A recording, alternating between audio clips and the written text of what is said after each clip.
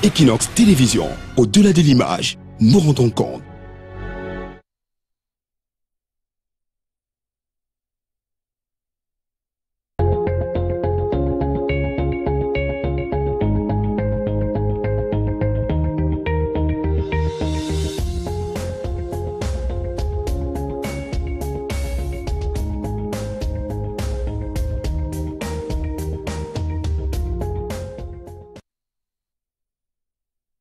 Bien bonjour, nous sommes jeudi, c'est la 4e édition de la semaine de la revue des grandes unes. Comme vous le savez, vous allez d'ailleurs le constater, la presse est disponible dans les kiosques également ce matin.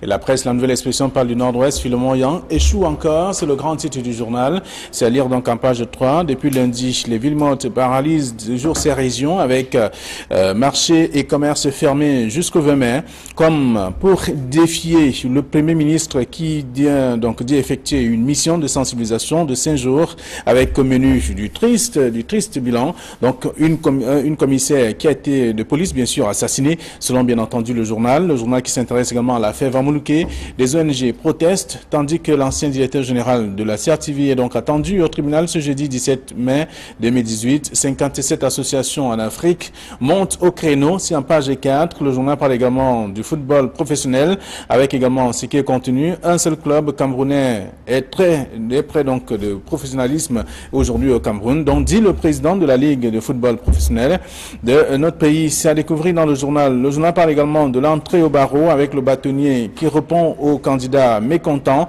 D'après Maître Jackson Nyekamga, leur échec ne saurait donc être assimilé à un quelconque favoritisme d'une frange de candidats. Le bâtonnier vient de clarifier sa position. C'était à l'Ouest Cameroun. C'est en page 2 du journal. La nouvelle expression, le journal Info Matin parle bien sûr de la 46e fête de l'unité nationale. Paul Biya appelle à l'union dans la diversité. Pour la célébration du 20 mai, le chef de l'État invite par ailleurs ses compatriotes à préserver la paix sociale pour un Cameroun stable, indivisible et prospère. C'est dans le journal, dans le dossier de la page 5 à la page 7. Le même journal parle de célébration du vivre ensemble, la Sanaga maritime remet ça, et on se souvient que c'était en tout cas le 30 juillet 2017 que la première opération a eu lieu et la seconde est donc en préparation selon le journal Info Matin de ce matin. Toujours dans ce même numéro, on va lire également beaucoup d'autres informations qui sont disponibles aussi dans le tabloïd de ce jour. Toujours dans les kiosques également ce matin, on va retrouver le journal Émergence qui parle de la crise anglophone. Le haut commandement reconnaît enfin les exactions militaires. C'est en page 5 du journal disponible dans les kiosques Émergence qui parle également de l'Ouest Cameroun, le Social Democratic Front qui dénonce le harcèlement de ses militants dans le journal disponible. Et aussi on parle donc de la DGSN, comment la police prépare la fête de l'unité nationale. C'est dans le journal Émergence, le quotidien bilingue disponible ce matin. Alors le journal essentiel qui est dans les kiosques parle de la fête de l'unité. On est ensemble, c'est le grand titre du journal. On va découvrir tout cela dans le journal ce matin et avec notamment tout ce qui est fait des mariages intertribaux. On parle également du partage du gâteau national et même des mains qui sont également partagées entre les tribus, le héros, le sanga, le coquille, le foléré, le ndolé et les bobolo, en tout cas, qui sont des nourritures qui sont partagées selon les tribus, bien entendu. Donc tout cela dans le journal et avec une explication des éclairages du sociologue professeur Claude Abbé à découvrir dans le dossier de la page 6 à la page 13 du journal. L'essentiel disponible dans les kiosques ce matin. Le journal Mutation qui est dans les kiosques parle de l'enseignement supérieur avec l'affaire des 4000 faux diplômes qui sont donc à découvrir. Cette affaire, en tout cas, des faux diplômes à découvrir dans le journal. Et l'affaire même est aussi contenue dans ce numéro. Le même journal s'intéresse donc à autre chose, parlant du ramadan et le sucre, avec le séjour que vient d'effectuer le ministre du Commerce, donc dans la partie septentrionale. Il a d'ailleurs annoncé qu'il y a du sucre à gogo et disponible pour cette période de ramadan. C'est en page 7 du journal, en page 10 de ce numéro, disponible dans les kiosques également ce matin. Le journal L'Anecdote parle bien entendu de l'armée nigériane qui sera au Cameroun. L'anecdote fait savoir que tout cela permettra également d'apporter une couleur particulière à cette célébration. Et l'anecdote revient également parlant de la FECAFOOT, 2 milliards décaissés donc frauduleusement. C'est ce que dit le journal avec le nom de celui qui aurait donc décaissé cet argent, qui aurait signé les documents. Et comment est-ce que tout cela a pu être fait avec notamment à la tête de la Fédération camerounaise de football, un certain Tommy Aroko Sidiki. C'est ce que dit le journal. Toutes les explications sont à lire également dans le dossier proposé ce matin. Le journal est donc disponible et le Popoli qui est dans les kiosques parle du showbiz pour que brille Charlotte Dipanda. On voit également qu'il y a une chronique en tout cas qui concerne la musique camerounaise, les artistes au féminin beaucoup plus, qui se tamponnent selon bien entendu des spectacles qui sont organisés. Dans tout cela, contenu dans le journal satirique de ce matin. Voilà ce que la presse nous propose, celle que nous avons reçue à notre rédaction ce 4e jour de la semaine. Camille Nélé, bonjour. Bonjour Flavien Valondongo, j'ai été tenté de vous dire flash Valondongo, flash ce sobriquet que vous utilisiez à vos débuts quand vous étiez la star de la radio. Flash Valondongo, bonjour. Merci, bonjour et bienvenue. En face de vous, il y a Guy, bonjour. Bonjour Flavien et bonjour aux nombreux téléspectateurs qui chaque jour prennent du plaisir à regarder les unes qualitatives qui paraissent au Cameroun. Je suis un peu embêté ce matin.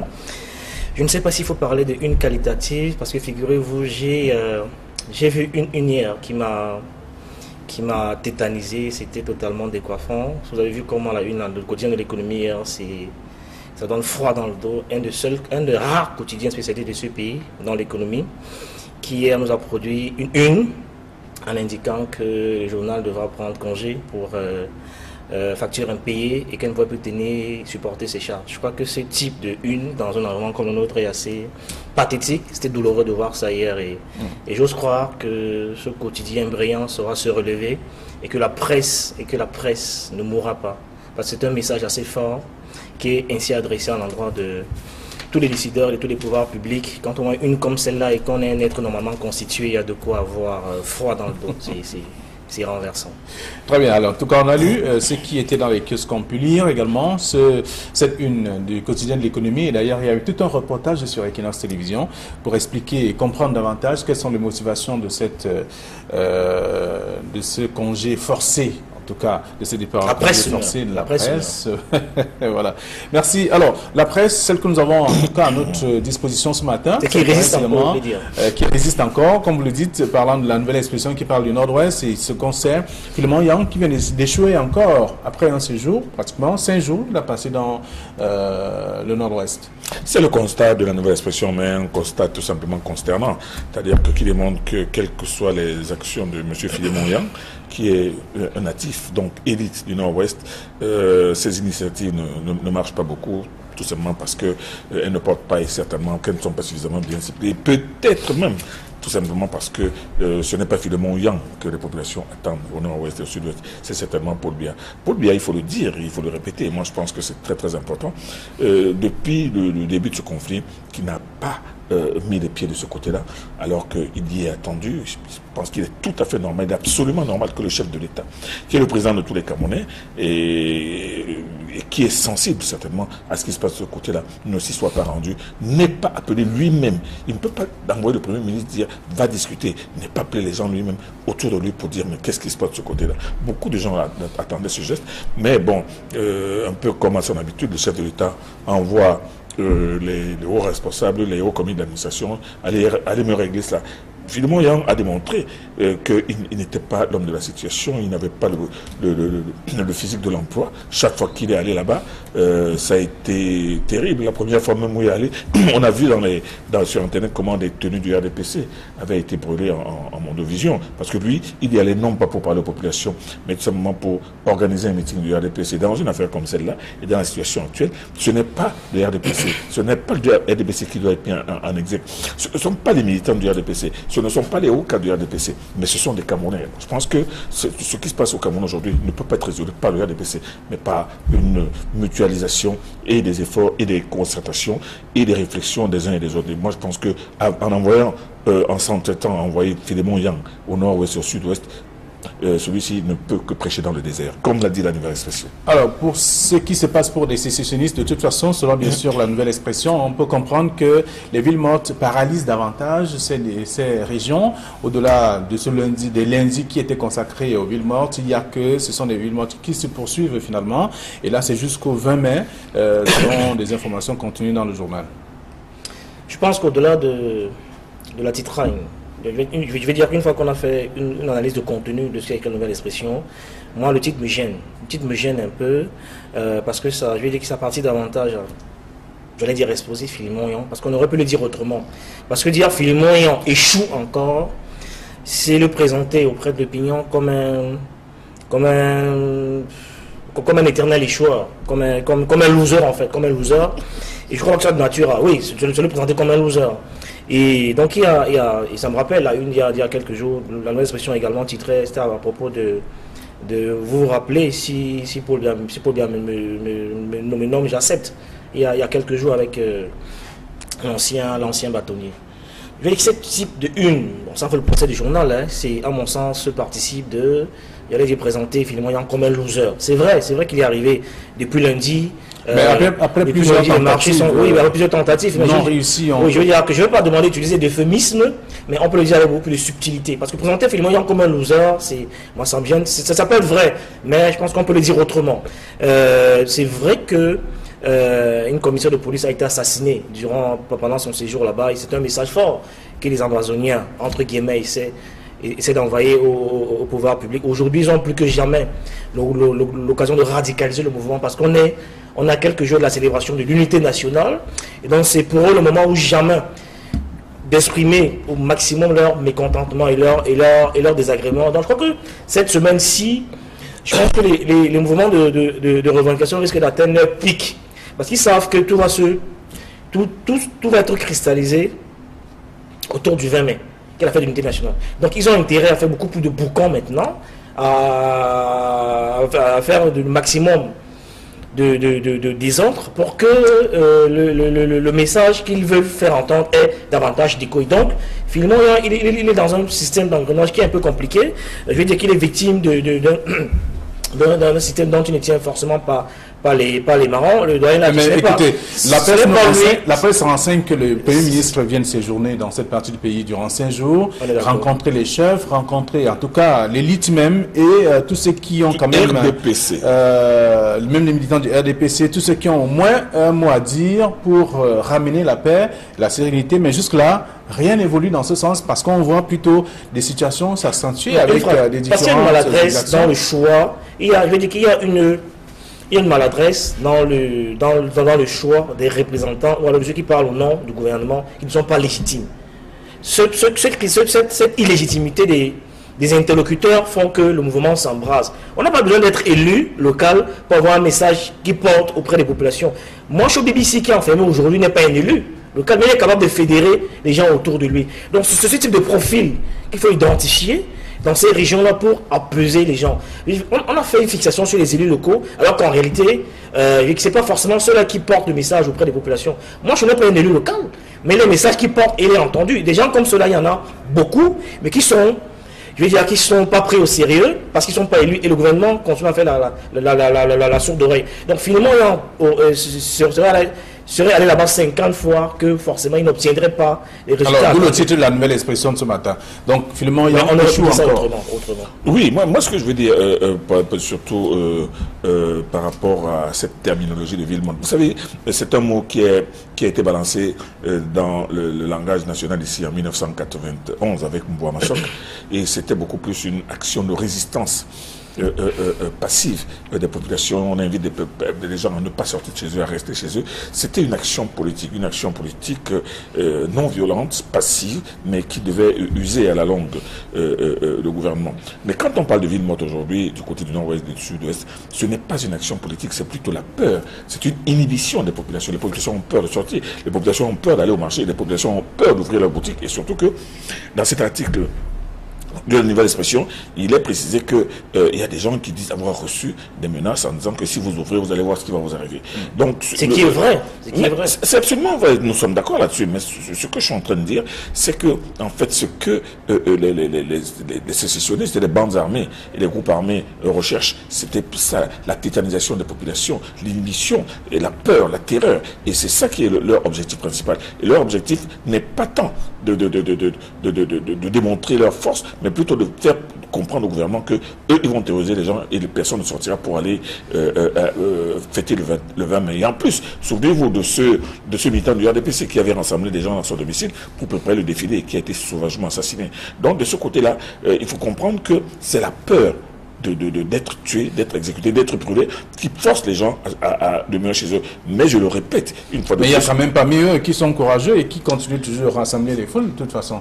Parmi les autorités, les membres du gouvernement qui vont quand même... Oui, mais surtout quand... Non, je dis que le Nord-Ouest et le Soudan ne sont pas des no man's land, où les membres du gouvernement sont persona grata, ils ne peuvent pas arriver. Non, ils peuvent y arriver, ils sont fortement escortés par l'armée, par la gendarmerie. Le problème n'est pas ce niveau. Le problème est au niveau des populations. Le problème est au niveau de la célébration de cette fête qui doit être célébrée comme elle a toujours été. Et l'objectif de ces insurgés, c'est justement de démontrer que non seulement il y a un problème d'unité nationale qui est de ce côté-là. Eux, ce n'est pas leur fête, c'est la fête, cette fête-là, ils n'en veulent pas chez eux. C'est ça le problème, ils disent qu'ils ne veulent pas cette fête-là chez eux, mais chez eux c'est où? En réalité, c'est le Cameroun, ils s'attaquent à l'intégrité du Cameroun, ils s'attaquent à l'unité du Cameroun. Ils veulent démontrer que le Cameroun n'est pas uni, ce qui est faux.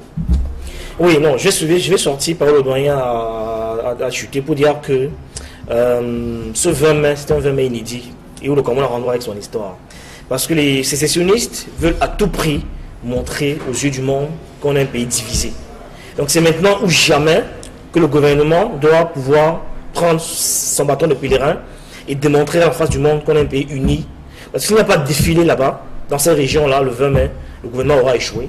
Et ce sera un signal fort que ces gens-là envoient à la communauté internationale et aux populations. Et on a vu il faut que l'ordre veille à la loi et que le gouvernement prenne ses responsabilités. Parce que si l'État est fort, il nous écrase, mais s'il est faible, nous périssons tous. Très bien. Le ministre de la Défense a d'ailleurs rassuré, il rassure encore qu'il y a toutes les dispositions qui ont été prises de toute façon pour que le 20 mai se déroule sans... Il y a absolument défilé là. Alors, et émergent de ce matin qui parle du haut commandement, qui reconnaît enfin les exactions militaires aussi dans cette partie du pays.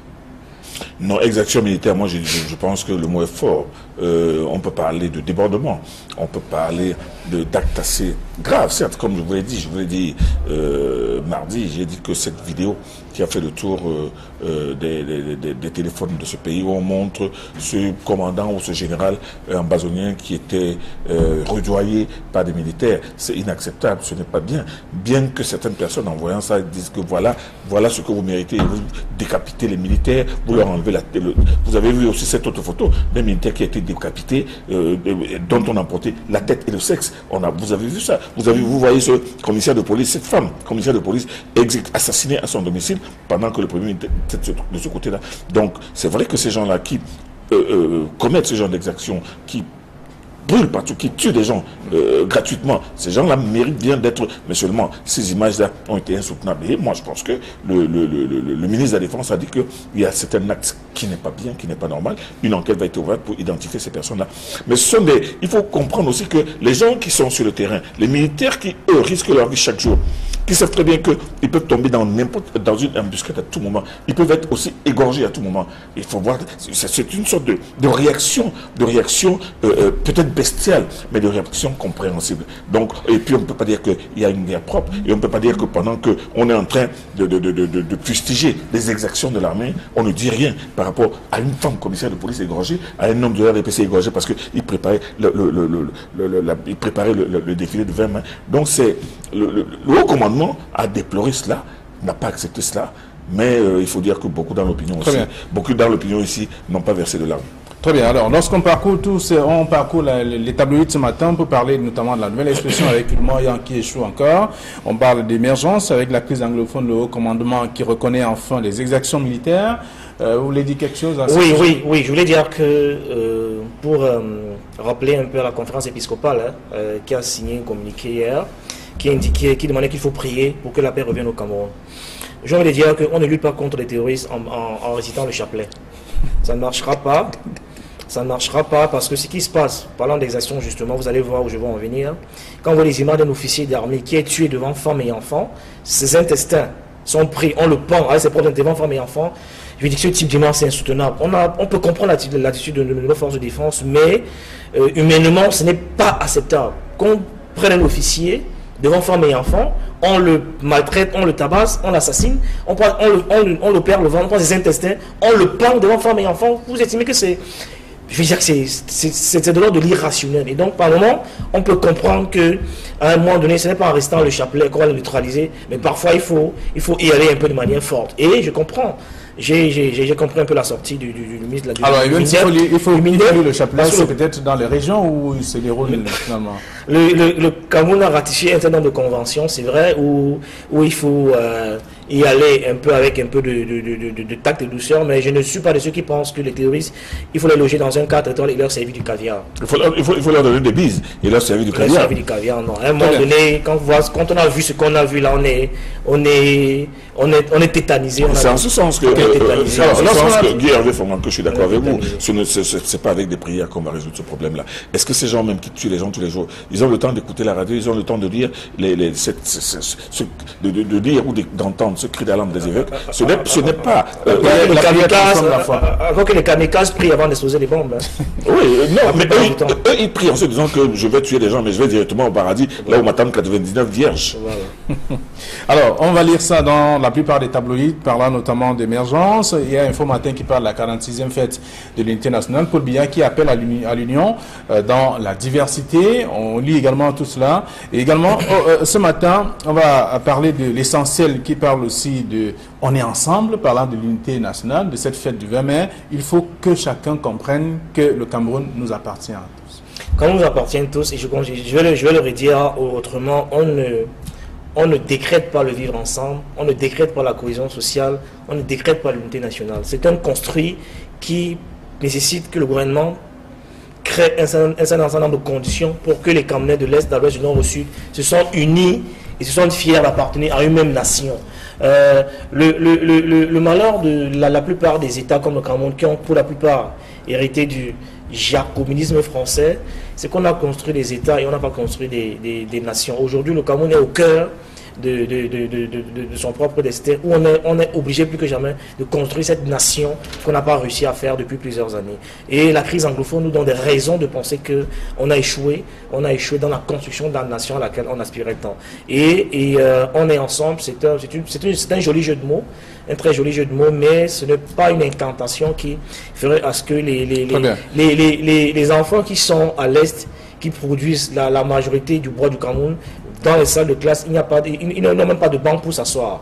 Je veux dire que en 2018, on ne pourrait pas accepter ce genre de choses où les gens qui produisent assis sur des bulles de terre, dans les salles de classe. Vous avez dans le sud-ouest, je l'ai appris encore il y a quelques temps, où le litre de carburant coûte plus cher que dans les autres villes, alors qu'ils produisent le carburant. Donc il y a des incohérences comme ça qui, j'allais dire, qui fragilisent la cohésion et le vivre ensemble, qui font qu'aujourd'hui plus que jamais, on est obligé de remettre tout à plat et construire une véritable nation. La crise en vous donne le prétexte. Alors, on est ensemble, c'est l'essentiel en fait.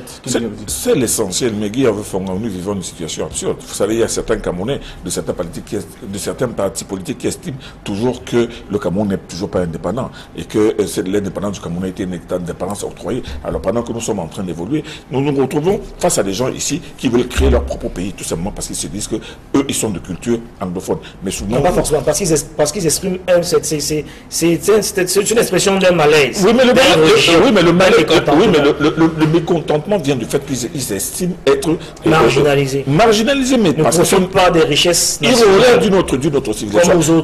Avant 1914, le Cameroun était germanophone. Il n'était ni francophone ni anglophone.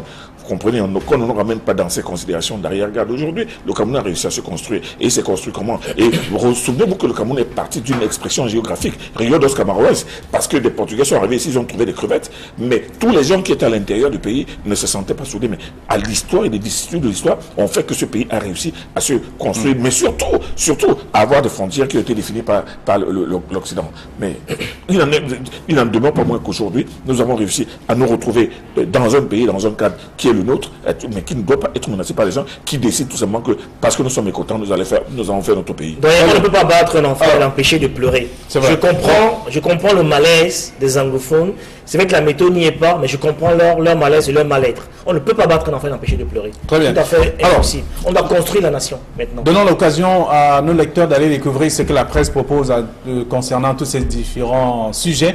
Et donc, vous aurez davantage à lire et à faire lire aussi tout ce qui est contenu dans la plupart des tabloïds ce matin. Merci à vous. Bon retour à vos différentes rédactions. Demain, nous serons encore là pour la dernière de la semaine. Ça va être vendredi. Bonne fête de l'unité nationale. À ceux qui vont défiler dimanche. D'accord. Allez.